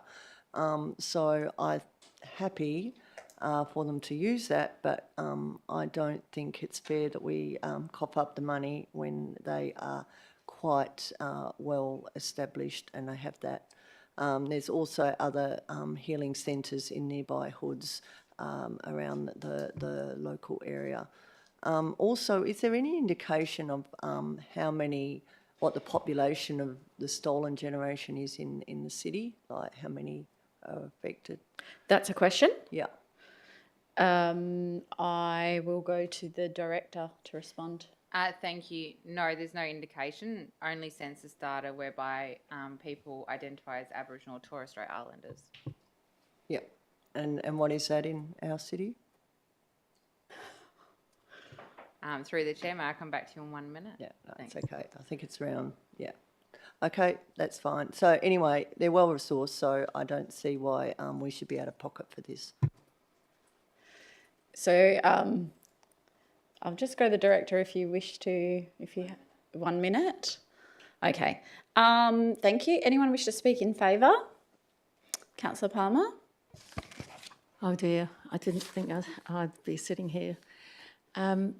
I'm in favour of this, and I feel we do not know those who have stolen generation within the Aboriginal people. And I think it's actually not rude to us, but people aren't going to say it. To give you an example, I've been in an orphanage since I was 3. I was dragged away from my mother. Does that make me stolen generation in England? I had a lot of help all the way through my boarding school days, and never ever lived alone. I was in boarding school and then went to my mother when she was better, which was when I was about 15, 16. So there's a lot of hurt out there, and we as responsible community members shouldn't judge or worry, oh, they get a lot of money for this. No, I'm sorry, we don't know who they are. They're of every generation as well, of every culture. And in that culture, there's always secrecy, and good secrecy, because it's very sacred and it's very tender. So I feel that this should be respected, and it is respected. I know it's respected by everybody. And I feel that we've got to give them that moment. And if it takes that little time and that little money to help one person, just one, to achieve a better lifestyle, then it's worth every cent. Thank you. Thank you. I'll just go back to the director. Thank you, through the chair. To respond to the previous question, in accordance with the 2021 census data, 1.6% of the City of Bayswater population are Aboriginal or Torres Strait Islander, and 4% their Indigenous status was not stated. Thank you. Anyone wish to speak against? Anyone wish to speak for? If not, I'll go the mover to close. I don't think I have an awful lot to add. I just think that this is a project that's worth supporting. It aligns with our aims as a city. We're very happy to partner with this organisation when it makes us look better, and I think that we should support it when it's support that they need to further their goals. So, you know, some of you may have seen the recent film Genocide in the Wildflower State, which was produced by Yokai. So that might be where some of that funding has gone, to a very successful film that I encourage everybody in this room to watch if they haven't watched it yet. The City will be screening it a little bit later this year, and it's really, really worth understanding the impact of the stolen generations, of the government-led programs against these communities, and what's required for them to heal within their families and within their culture. So this is a really tiny contribution to that, and I hope that we can support it. Thank you. I'll now put this to the vote. All those in favour? That's Councillor Palmer, Councillor Latta, Deputy Mayor, Councillor Bull, Councillor Clark, Councillor Johnson. All those against is Councillor Maleka, Councillor Eveson, Councillor Sutherland and myself. That is carried. The next item is 11.4. Councillor Eveson, Morley Activity Centre Investor Guide. Councillor Eveson, do you wish to read out your notice of motion, and then I'll ask if there's a seconder? Yes, happily, and thanks to the Mentaker for getting that little slight change there. But it's that the Chief Executive Officer develop an investment guide for the Morley Activity Centre and be subsequently submitted to Council for endorsement. Do I have a seconder? Councillor Palmer. Cool, Councillor thank you. Eveson. Look, Morley is on the cusp of moving forward and realising its potential. The significant Metronet investment will soon be operational. Direct bus routes are now being offered to connect people to get them in and out more easily, but further investment in Morley continues to be challenged. This motion seeks to encourage much needed development, supporting those that are interested in putting their money into our city by providing key information all in one place. The intended outcome for this isn't a glossy brochure of pretty pictures or renders of some far distant fetched future. It seeks to provide answers to the questions investors ask. What's our vision? What investment is underway, like the Les Hansman site? What further investment and services are required in Morley, as well as potential partnerships, the list goes on. All of this information will gain further interest in Morley and to position it in the front of mind for investors. So they see Morley the same way that many of us already see it. A town centre that has huge potential that is just waiting to be unlocked. Thank you. Councillor Palmer. Thank you, Madam Mayor. Yes, I'm happy to support this. We already have the Hames-Charlie report and so forth for the Morley Activity Centre. And if this small addition and guide helps us, then let's go for it. Thank you. Thank you. Anyone wish to speak against? Councillor Johnson. Just a few questions, please. So I'm just wondering how I'm not sure who would answer this, but how this would be different to the investor prospectus we already have? I'll go to the CEO. Through you, Madam Mayor, as put in the report, it will have the vision around the market analysis, the opportunity, but I think more importantly, and this is what developers ask, is the servicing with those sites as well in that area, so electricity, sewerage and things like that.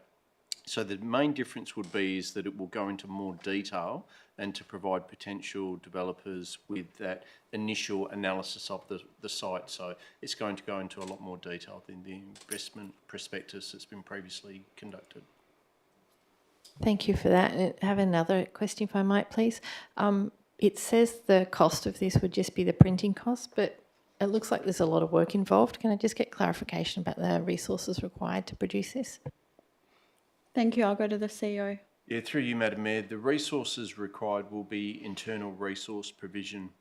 So it will be the existing staff within the Director of Community Services and also the Manager of Economic Development within my area that will primarily be responsible for that.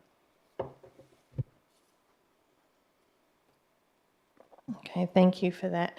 I'm not sure where I'm sitting on this, but what I would like to see, I guess, when it comes back to council is also the aspect of community benefit to be included in, what investments are we looking at? Thank you. Anyone wish to speak for? Councillor Maleka. Just to add, so I will be supporting this motion.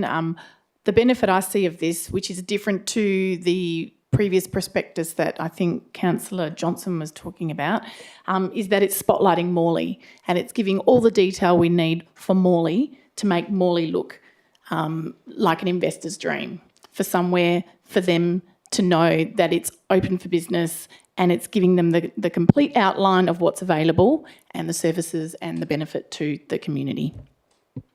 Thank you. Anyone wish to speak against? Anyone for? Can I ask a question? So perhaps this was covered, sorry, I went to the bathroom with Councillor Johnson's question, but the previous strategy, it feels like we've done this before in April 2022. Have we looked at why it didn't work? I'll go to the CEO. Oh, to the Director. Through the Mayor, I'm assuming this is the investment prospectus that's being referenced? You're talking about the Home Charlie strategy. It was two? 2022 that Councillor If Clark. there's been two of them, then why haven't those two worked? Oh, this is the interim economic development strategy. Apologies. Your current no. Yeah, that's Yes. Yeah. And you're currently working on economic development strategy. So the council's endorsed for an economic development strategy to be supported as part of work that's currently being undertaken by the Manager of Economic Development and Property. So that will see that be updated and aligned with council. The economic development strategy is a strategy in itself in which it seeks broader outcomes that this council would seek from its town centres and its area more broadly. It's not an action plan per se, whereas what is being sought in terms of an investor guide is to actually attract investors. The investment guide is a bit like an information memorandum, which developers generally use when they purchase a site, and what that identifies is what can that land be used for, what are the main businesses in that area, what are the main attractors, is there any infrastructure issues. It goes into a bit more detail on a specific area, where as an economic development strategy is your broad strategy around how you want to see economic development within the city more broadly. Hope that answers the question. Sort of, but now I'm thinking it is duplication rather than. Are we not duplicating what we're already doing then? I'll go to the CEO.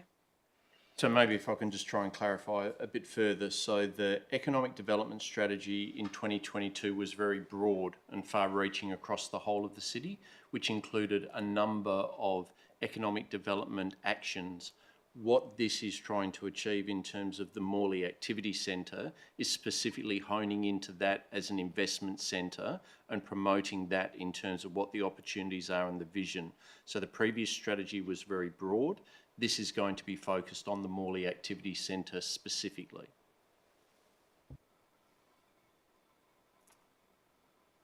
Look forward to the debate. That's all right. Thank you. Anyone wish to speak for? Councillor Latta. Yeah, look, I'm happy to support this. I think I think that it's a helpful tool to help further our goals. It allows us to set the scene and identify the opportunities that would most benefit the city to develop on through our lens. And I think that it's worthwhile. I have had some conversations with Josh generally about, you know, our investment strategy, and I think this is a useful thing to do, and I think Morley is the right place for us to do it. So, yeah. Thank you. Anyone wish to speak against? Anyone wish to speak for? If not, I'll go the mover to close. Thank you. Thanks for the questions and some of the comments, and definitely agree with the community, benefit and what's in it for the community, because that is an important part for this. And look, make no mistake, definitely targeting Morley, because I think there is some challenges around Morley, but if we can, do a little bit of this legwork and get this information ready to go, we can present it then to investors, and it will put us back in the place where they're thinking about Morley and they're driven for that. So, obviously I'll give a bit of a kick for Galleria, and hopefully that'll help things along the way as well. But I'm definitely looking at a way to ignite interest and investment in Morley. So thank you. Thank you. I'll put it to the vote. All those in favour? That's unanimous. Okay, so we're now on to item 12, which is questions from members without notice. Are there any questions from councillors? Councillor Palmer. Question. Are there any tickets being presented to the councillors with regard to the I call it Eisteddfod, the Perth culture competition, seniors competition and juniors that's coming up in October, November at Morley Rec Centre? Have we got tickets for that? Do you mean the North of Perth Music Festival? Yes. I think we do. I'll just go the director. I think they offer it every year. I'm just wondering if they've been offered to councillors yet. I'll just go the director to clarify. Thank you. Through the chair, there was a memo sent out to councillors on the 10th of September, and I'm just pulling up the memo to remind myself, to advise if you can please get in contact with Linda to advise if you will be attending, and the dates were the 12th of October for the junior and the 13th of October for the senior. Thank you. Thank you very much. Thank you. Deputy Mayor. Yeah, at the last budget, we approved budget funding for a new footpath along Cox Street in Bayswater. I just wanted to know the status of that footpath. I'm happy to take it on notice. I'll go the director. Thank you. Yeah, through the chair, I'll take that on notice and provide an update. Any other questions? Councillor Johnson. Thank you. I have two questions. One's about the Hotham Street Bridge works. It looks like they're running a bit behind schedule. I'm just wondering if we can get an update on that, please. I'll go the director. Through the chair, I'll take that one on notice. I've provided a memo with an update on the project. That'd be great. Much appreciated. Thank you. My other question is around public access to Landgate naming register. I'm just wondering, and this is taken on notice as well, I'm sure, if is there anything the city can do to facilitate making that information publicly available, as it is public information? I'll go to the CEO. Yeah, we'll take that on notice as well and get that information. Thank you. Any other questions, councillors? Okay. Yes, please. Councillor Eason. Yeah, sorry, I got a few. That's all right. Just wanted to, if the city's got any updates regarding McGilvray Ave and Morley Drive, just if we've got any updates on that project, please. Go to the director. Yeah, through the chair, that particular project is sitting with Main Roads. They've confirmed they've got design funds this current financial year, so they'll be commencing the designs for that project. I think I've updated councillors previously saying that all the modelling and the options have all been run through, so they do have the solution. So the design work is going to happen this financial year, and then in the 25-26 year, depending on whether they can secure funding, the state will hopefully carry out the works. Good. Thank you. Yes, I just I did ask a question last month just regarding like government agencies around Morley. I didn't see a response unless I missed it. Just in regard to how many there is, or if there's plans for more. Yeah, through you, Madam Mayor, apologies if that hasn't got out. Our understanding is that there is still only the one Centrelink. Yeah. There's no other further government agencies that we're aware of within the Morley area. Okay. And I'm just interested around tertiary education facilities and whatnot. How does the city go around, trying to entice tertiary education into that town centre? what's the process, I suppose? I'm happy to take it on notice. Maybe it's probably quite a process. Yeah, happy to take that on notice. I mean, it would be something that we would need to explore with the Department of Education, and ordinarily they would identify where the future needs are based on their modelling in terms of where those tertiary institutions should be. But we can clarify their process and maybe get that out to councillors for information. Thank you.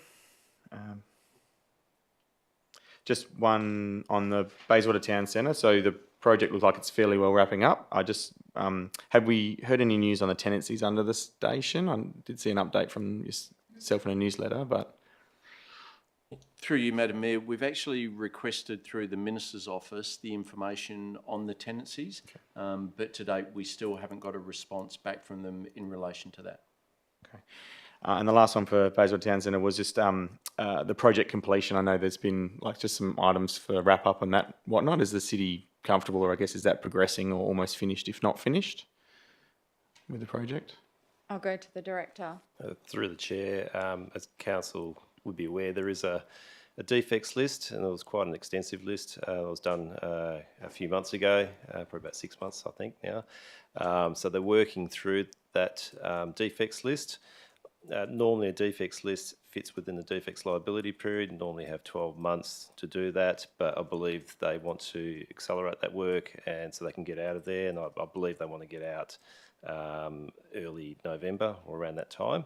So they are working through those items. There are some issues that we're resolving, some outstanding DA conditions that are being worked through, but all that's moving in a positive direction, including the planting of trees, which we've come to an agreement to get trees planted along King William Street, hopefully by next winter. Excellent. Cool. Thanks. That was it. Thanks. Any other questions? Councillor Palmer. Yeah, I'm just getting confused. We received a workshop with regard to McGillivray and Morley Drive, where there was going to be a U-turn further up and everything like that. Is that the same one we're talking about? So, sorry, just one moment, Councillor Palmer. That's not confidential. It's not confidential. Can't be. Just want to check that there isn't any confidentiality being breached. That's what we heard a couple of months ago. Well, can I get confirmation whether the briefing received was confidential? From Main Roads in the Embleton room? Wasn't from Main Roads, it was from our offices. No, there were external presenters, Councillor. Through Chair, it was presented by Main Roads. In terms of confidentiality, I can't recall if it is confidential. Probably to be on the safe side is probably to keep it confidential until we get confirmation that we can. We're not speaking about the briefing. No. We're speaking about Morley Drive. You can ask questions about Morley Drive. You can't refer to the briefing. Can I ask another question, please? Go ahead. Which I forgot. The 501 Alexander Drive asbestos problem that they have there at the Brakovich site, which you very kindly did a deputation for. I'm just wondering, what was the update on that, please? I'll go to the director. Thank you. Through the chair, as council may be aware, an amendment to the current licence is currently being considered by the Department of Water, Environment and Regulation. That amended licence has been advertised and advertising has concluded. We have not been made aware of when the matter will be considered. The city did provide a submission on the 29th of August. So once we have any further information, we will advise the council accordingly. Thank you. Any other questions? Okay, we'll now move on to item 13, which is new business of an urgent nature.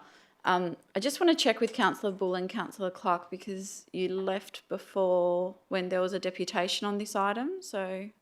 It was just difficult because there was no item that we could declare well, I shouldn't speak on behalf of the other councillor, but there was no item that I could declare an interest on, but I was concerned that the subject matter could be. So if it comes on as urgent business, I will So you're staying in for this? Well, there's no vote? item yet. because it needs to be voted on as urgent business. Yep, so that's what we're doing now. So I just wanted to flag that with you. Okay, so can I have a mover and seconder to accept item 13.1, proposed exclusivity agreement, 92 Railway Parade, Bayswater, as urgent business? Do I have Move Councillor Eveson. Seconded Councillor Sutherland. Councillor Eveson, the reason for your... why yeah, I it guess. should be So the reason accepted? for the Why reason it should be. for this to be urgent business. I mean, I'm just going to allude to the time. Can I talk about the time frame? I suppose from the deputation's decision. I mean, that's the reason for it. Confidential. It's confidential, but Councillor Everson. It's confidential, but Councillor Eveson's indicating that the reason for accepting it as urgent business is timing. Yeah. Okay. Yeah.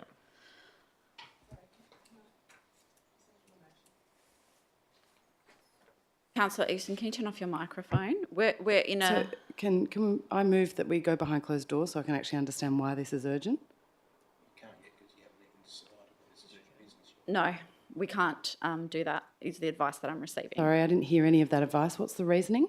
Through you, Madam Mayor, well, there's no item of urgent business to be discussed yet. So this is the motion that's before us is to determine whether or not council will accept this item as urgent business. And So the, until such the time- information was provided in the report to council as to However, why it I was would urgent. like to ask questions which pertain to the confidentiality of that and to its urgency, because I don't understand fully why. So how do I do that procedurally? It's a circular argument, isn't it? There's no motion, so I can't go behind closed doors. Therefore, I can't. How do I even ascertain whether I have a conflict of interest and remain in the room or not? So that information, councillor, was contained in the report as to why the city has put it as urgent business. Yes, I'm aware of that, and I wanted to ask questions about it. Is that possible procedurally or not? Through you, Madam Mayor, the motion before us is whether to consider this item of urgent business. So the only questions that you can ask and whether or not you consider it to be a matter of urgent business or not in terms of confidentiality.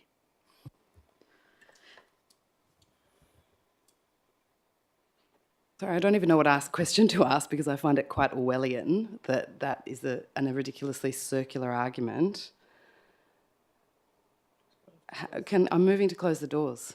Can I have a seconder, please? Can I do that? Through you, Madam Mayor, there's a motion already before the floor in terms of considering this item as urgent business. So there's a procedural motion in front of us, although it's not considered a procedural motion in accordance with the standing orders. There's a motion before us in terms of going behind closed doors considering this matter as urgent business. What council chooses to do after that motion being carried is up to council to then determine. Right. In that case, Mayor, I'm going to disclose an interest. However, I'm unsure as to how I can discuss what that interest should be, and I look to the CEO for some advice on that because I'll go to the I can't CEO. refer to anything because it's all confidential. Again. So sorry, the question is you are wishing to declare an interest in the item? Yes. However, how do I disclose that interest when there is no item of business before us that I can refer to? Do I just say I have an interest based on... You see my challenge? I'll go. Sorry, the manager of governance wishes to respond. Through you, Madam Mayor, maybe if I can help the elected member in terms of her confusion. So this motion before us is to consider the item of urgent business. If that is carried, then therefore the item becomes to be considered. So at that time, if you determine that you wish to declare an interest in that item, is at that time that you would declare that interest.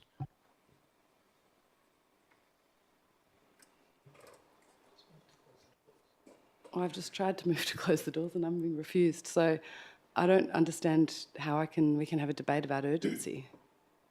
How do we refer to any of the subject matter? Through you, Madam Mayor, so that is the whole purpose of this motion before us, whether or not council is willing to accept this item as urgent business based on legal, financial or timing ramifications. Sorry. I would like to move a procedural motion to close the doors. I'm sorry, Deputy Mayor. I've made a ruling on the advice from the governance manager, we are in the middle of a motion. It is to move it as urgent business. We have a mover and we have a seconder. So I'm going to put that to the vote. No, sorry, I have a procedural motion. I would like to rule that your decision on this is not accepted, and this is under the standing orders, and I would like to move a different procedural motion for council to actually accept closing the door so we can discuss the conflict of interest of Councillor Leder. I think it's a small request. And then we'll open the doors to vote on the item, on the urgency of the item. Through you, Madam Mayor, so to be clear, Councillor Deputy Mayor, you're moving a procedural motion that the ruling of the presiding member be disagreed with? Yes. Do I have a second? Does the Deputy Mayor have a seconder for that? Councillor Bull. So we'll put that to the vote. All those in favour? That's Councillor Palmer, Councillor Latta, Deputy Mayor, Councillor Bull, Councillor Clark and Councillor Johnson. All those against is Councillor Maleka, Councillor Eason, Councillor Sutherland and myself.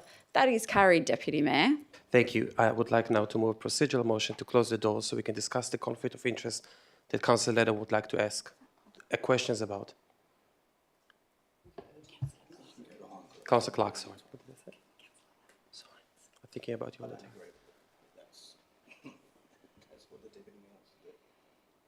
I need a seconder. Yes, I would like to speak about this quickly. I think if any councillor would like to speak about any questions that they may have about the conflict of interest, we should allow them to go behind closed doors if they think that there might be information that they should share with us or ask the officers about, any councillor about any item, and without even knowing the issue that is going to be discussed or questioned. So sorry, sorry. Can you just repeat that? I missed that bit. Sorry, do you mind repeating that?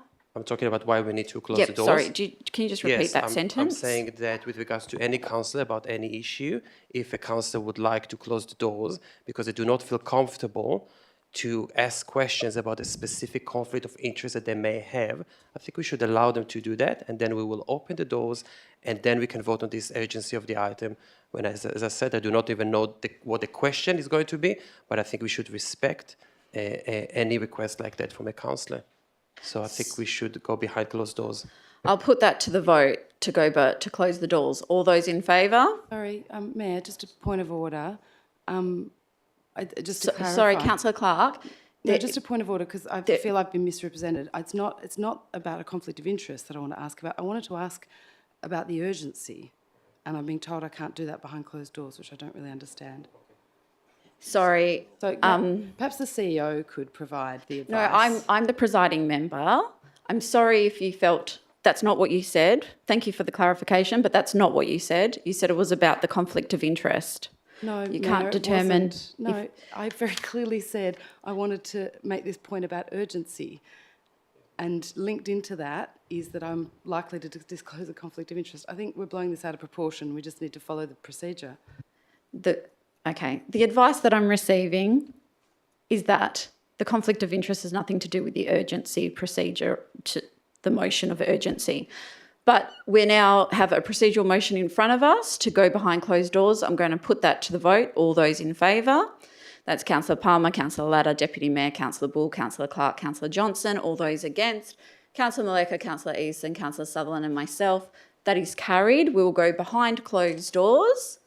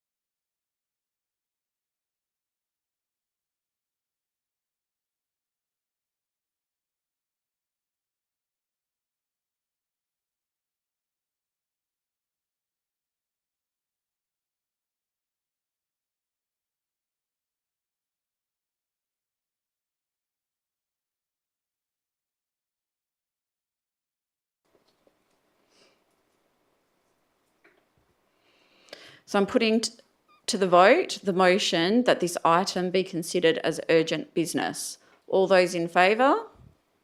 That is unanimous.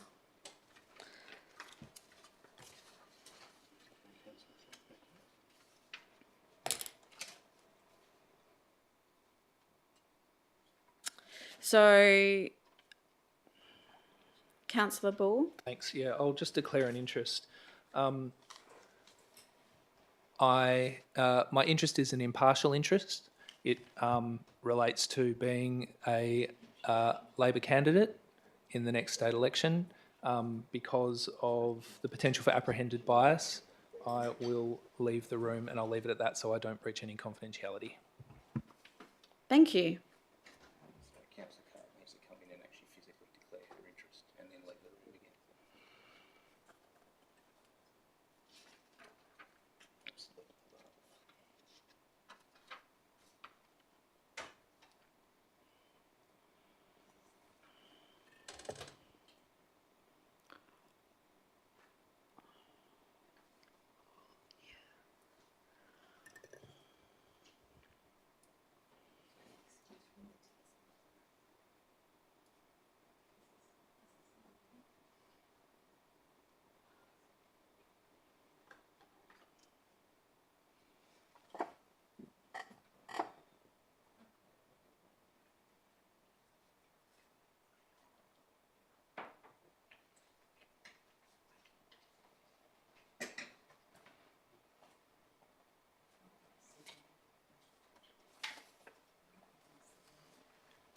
You're going to move that one there to go to all three behind closed doors. Yeah.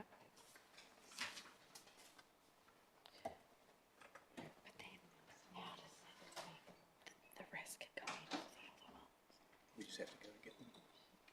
Yeah, but then people won't see that they're in this. Well, they won't because well, it doesn't matter in terms I'm going to of. do it for one, and then I'm going to call them in and then do it. Okay, so councillors, as this is a confidential item, we'll now be going behind closed doors to discuss item 13.1. So can I please have a mover and seconder to go behind closed doors? Moved Councillor Eason, seconded Councillor Palmer. All those in favour? That is Councillor Maleka, Councillor Eason, Councillor Palmer, Councillor Sutherland, Councillor Johnson and myself. All those against? You have to vote. I didn't see your hand, sorry. How are you voting? Yeah, no, sorry. I thought you said my name as part of the people for. No, I didn't. Okay. Was your hand up? No. So all those against? Councillor Latta and the Deputy Mayor. That is carried. Can we please close the door?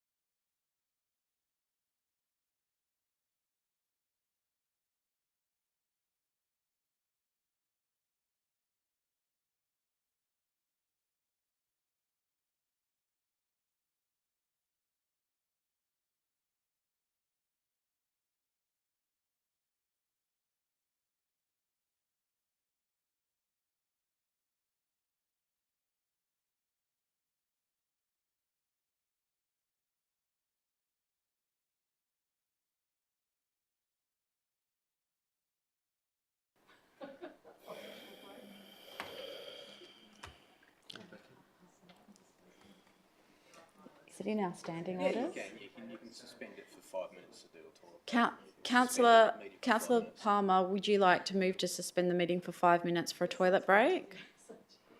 I'm not going to.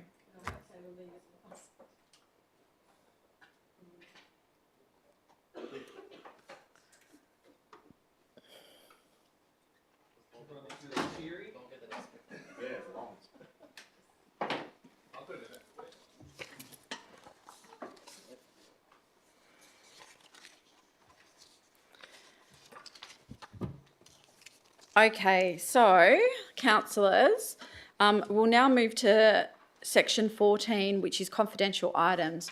So can I have a mover and seconder to go behind closed doors? Move councillor Palmer, seconded councillor Eveson. All those in favour? That is councillor Maleka, councillor Eveson, councillor Palmer, councillor Sutherland, councillor Latta, councillor Bull, councillor Clark, councillor Johnson and myself. All those against is the Deputy Mayor. Can we please close the doors?